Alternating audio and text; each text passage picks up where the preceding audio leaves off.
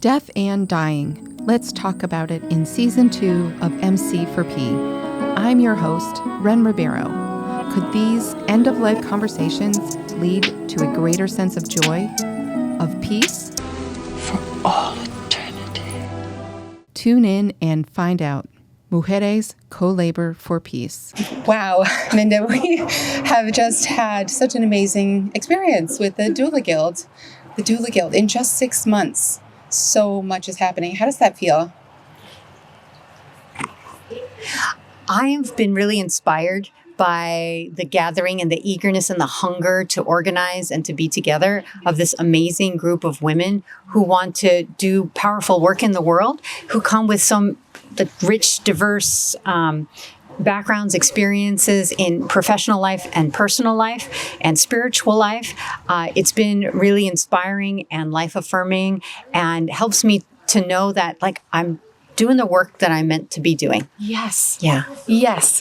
I feel like this is a slice of heaven right here. The pure land. This is exactly what we are destined to be as women, as care workers in the care economy, which I can't say enough. And as it's just human beings, the generative, easy, organic flow of ideas, of sharing. The heart is just present. It's right there. And how you opened with, what's on your heart? I open all of my episodes with, how is your heart? So let's do that quick check-in. How is your heart, Minda?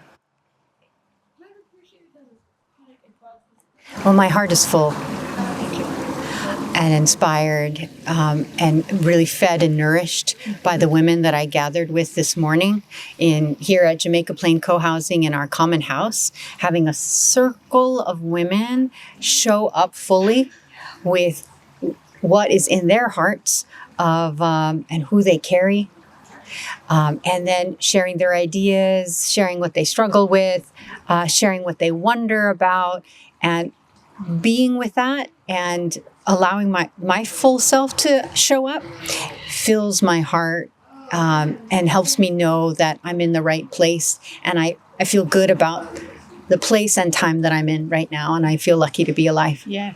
Oh my gosh.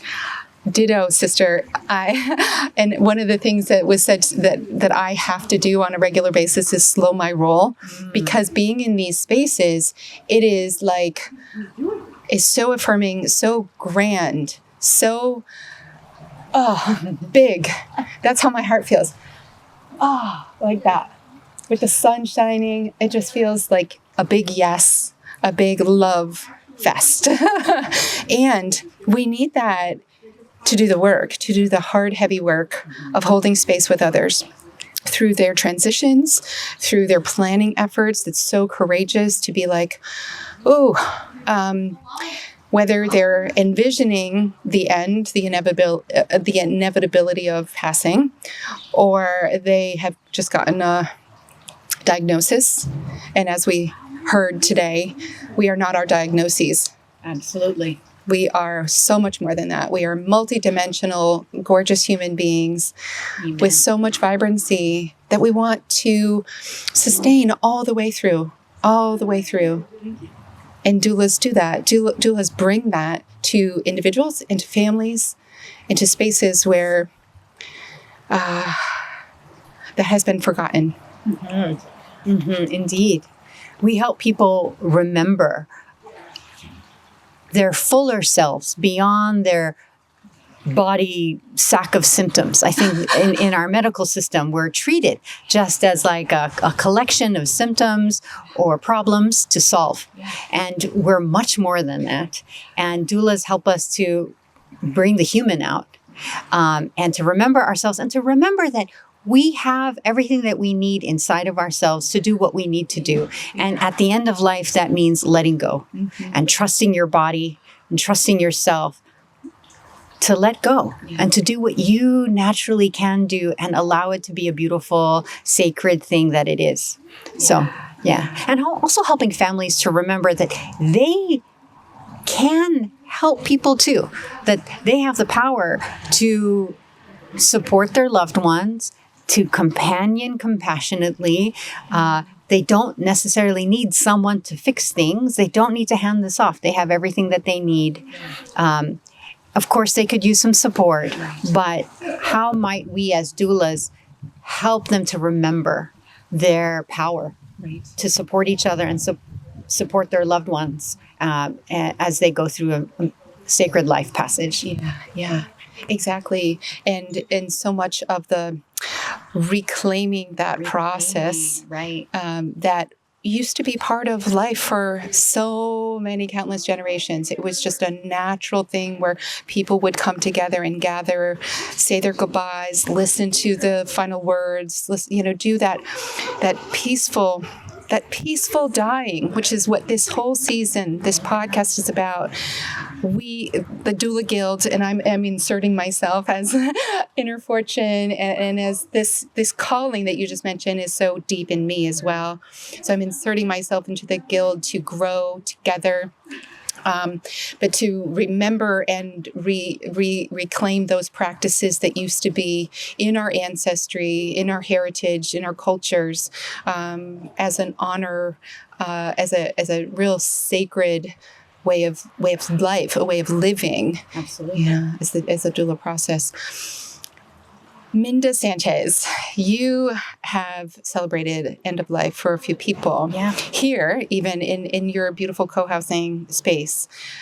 Tell us a little bit about what that was like for the person or people that you were approached by or approached in doing that work. How did it start? And what was it like to actually hold those ceremonies? I had the distinct privilege of helping my neighbor Phyllis in her end days, in her last days. It was a difficult process for her to admit what was happening. I think my work with her happened much before she officially asked me. And part of that was sitting with her and doing morning meditation.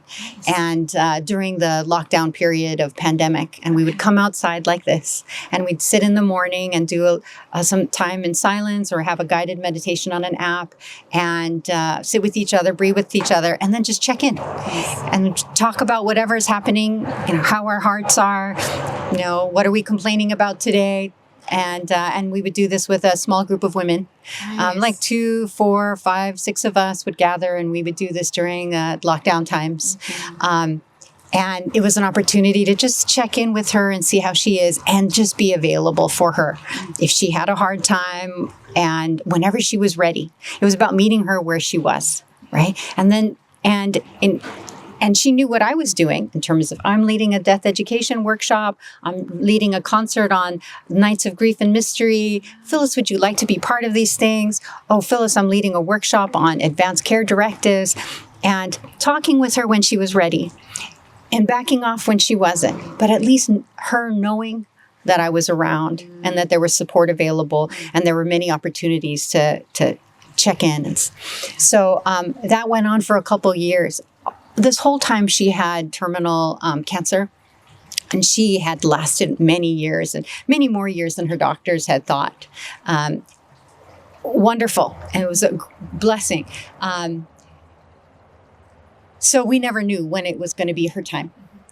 When it did become closer to the end, she finally opened up and said, Minda, it's time for me to sit down with you. Can you come and sit with me upstairs in her?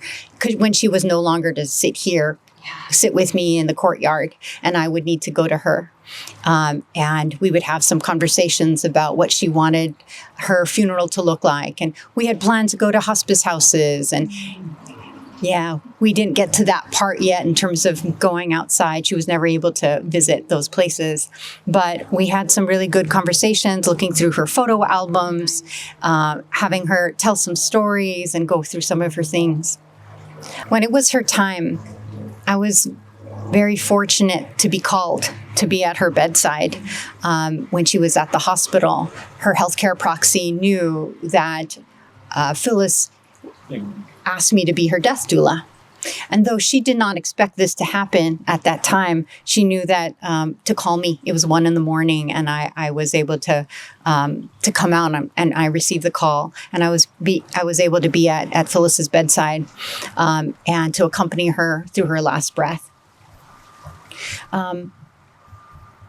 When we came home, hello, train. Public transport. It's wonderful. Be living in the city. Yeah.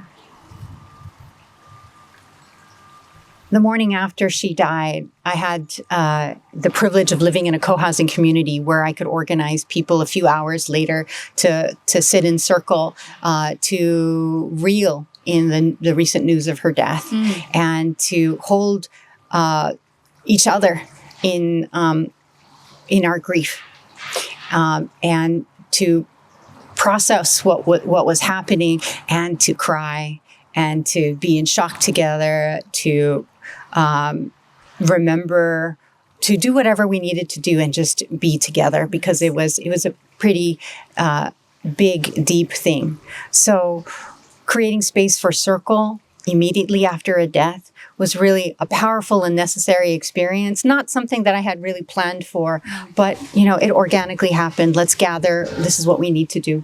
What fun. A few weeks later, we were able to create a ceremony for Phyllis, to gather again, not necessarily in this courtyard, but inside our common house, where we co-created a deeply meaningful, beautiful memorial celebration with Phyllis and her friends. What I remember about it were the heartfelt stories, and the creation of a community altar for Phyllis, with various things that we remembered her by: recipes, photos, mahjong pieces, shells that she collected, shells that we collected with her at the beach, rocks, pieces of clothing, foods that she liked. She loved to bake and cook. And so we had all of these things, and we created this community altar for her, and had a potluck feast of memory as well as food of her. Wow. Yeah. I mean, it sounds to me, thank you. It sounds to me like the absolute perfect, peaceful death. Really, like to be in community with loved ones, have that immediacy, have the memories articulated by so many in circle, to feast. It just, my partner and I talk a lot about this. We've watched P.S. I Love You. Okay.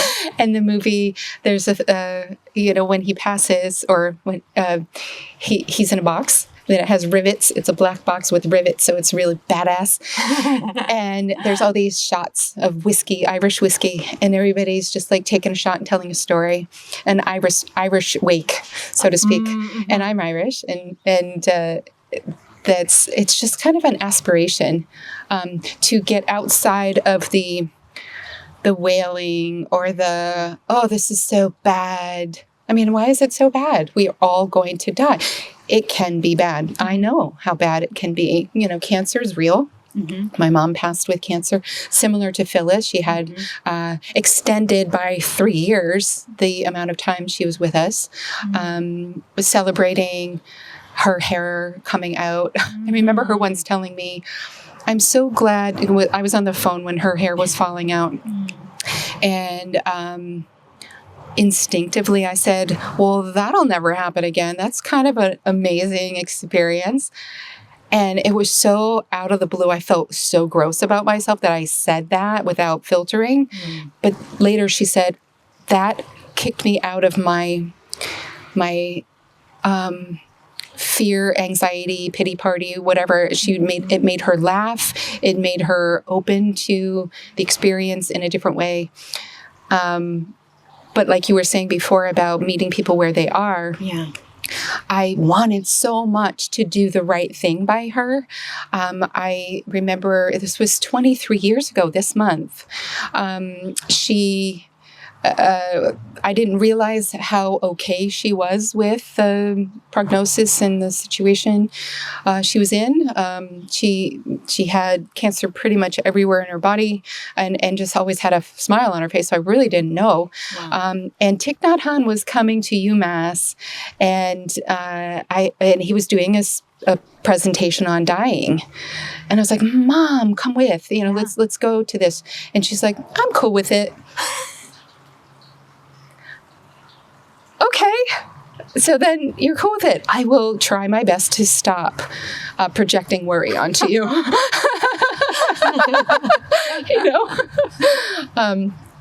But she did pass in the hospital. It didn't feel elegant. It didn't feel lovely. And the fact that you did that for Phyllis did that for herself. It's huge, in community. Yeah.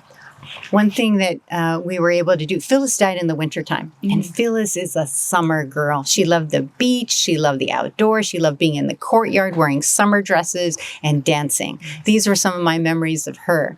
And since she died in the peak of winter, and we weren't able to do that, we did another celebration for her in the summertime. Nice. Her season. Yeah. And being outdoors and having a party outside. And so we did another memorial gathering for her just last month. Here? Yeah, just right here.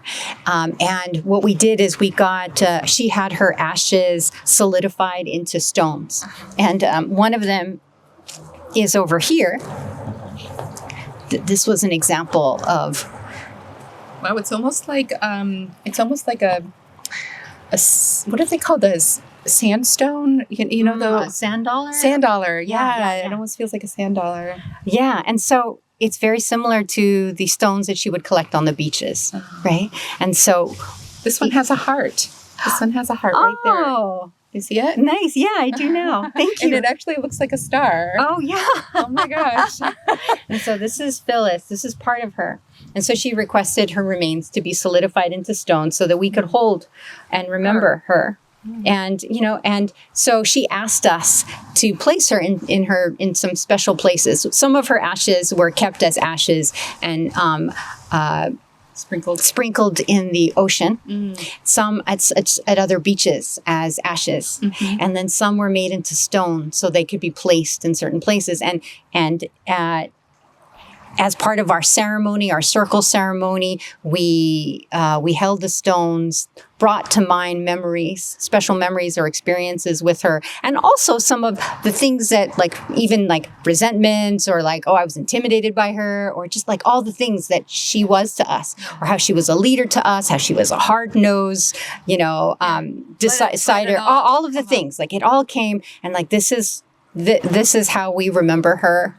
This is how she impacted me, how she impacted this community, the things that she left behind, including improvements that she made to these to these buildings, to the balconies. That was her last project just a couple of years ago, is fixing replacing our balconies. And so we brought these stories, we held these stones, we whispered our wishes and our last blessings to her, kissed her stones, and then placed them in various places in our courtyard. And here's one of the places in the fairy garden where folks have placed her stones. And then some in our pond, or places where we sat with her in our meditation space, or in either the Serenity Garden or by the willow tree. You'll see parts of Phyllis distributed throughout our property, the home that she loved and the home that she helped to build, because she's one of the founders of this community. And so she is here, not just in our memories, but in these stones. And now she's part of our landscape. Yeah. Yeah. Oh, that's incredible. And you call this a fairy garden. There's a lot of things here. I see this fairy statue, which looks kind of cool. It's kind of drinking from a water dish, like a bird bath, almost a miniature one. And these little spaces, they almost look like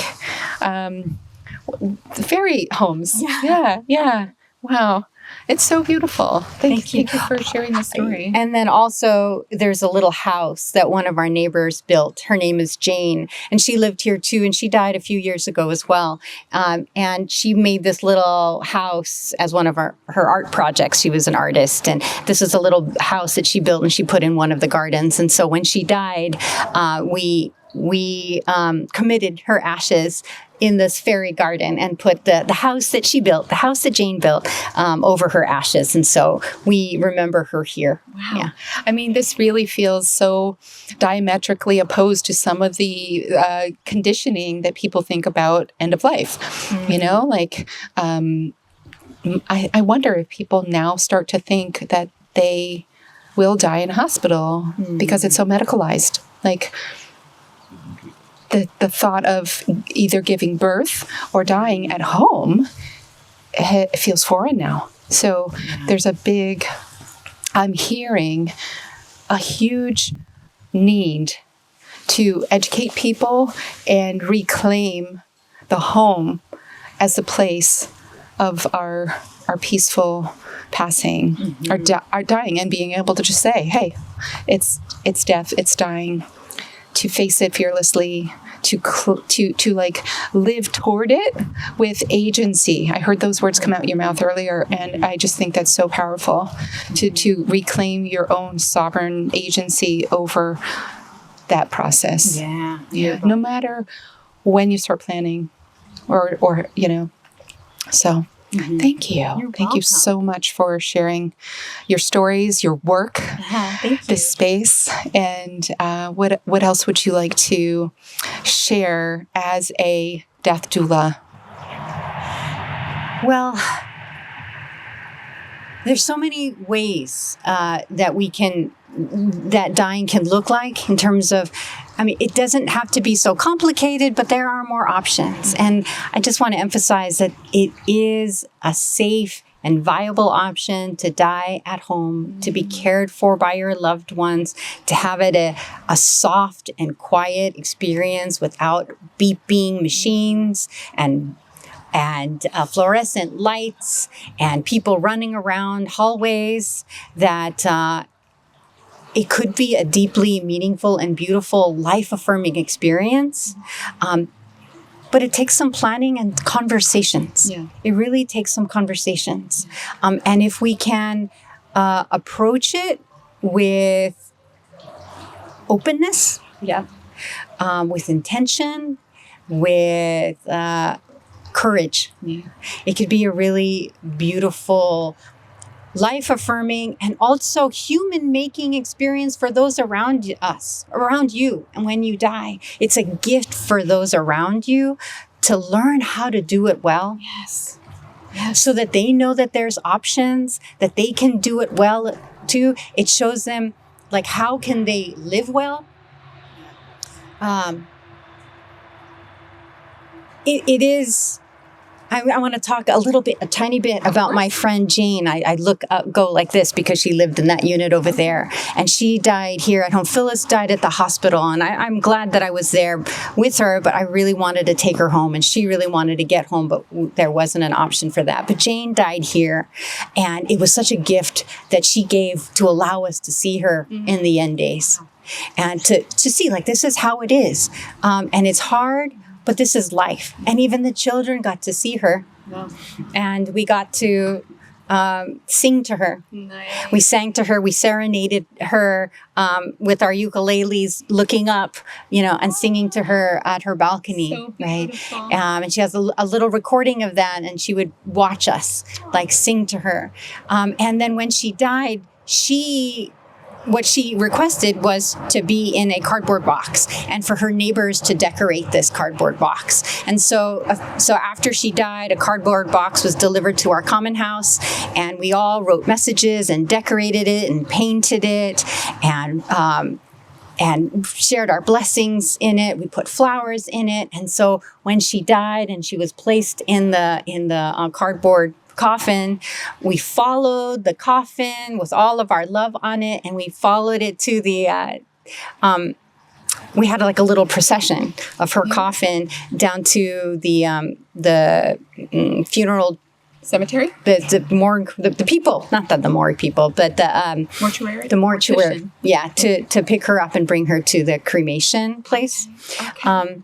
But it was a beautiful experience for all of us to be part of and to cry together and to just kind of walk with her and to be part of her leaving the community for the last time, and how unifying it was and affirming to our community, not as individuals, but as a collective. Like, this is who we are. Jane was one of us. We are collectively grieving, and we are saying goodbye to one of our own. And it was such a community building, life affirming, beautiful experience together that I felt like it was a gift from her to bring us to do something beautiful for her. And it just brought out the beauty in all of us too. So there are many ways we could do it, and many ways we could make it beautiful and community building, culture making, life affirming, human making, helping us remember ourselves, helping us to remember how to live well, helping us remember that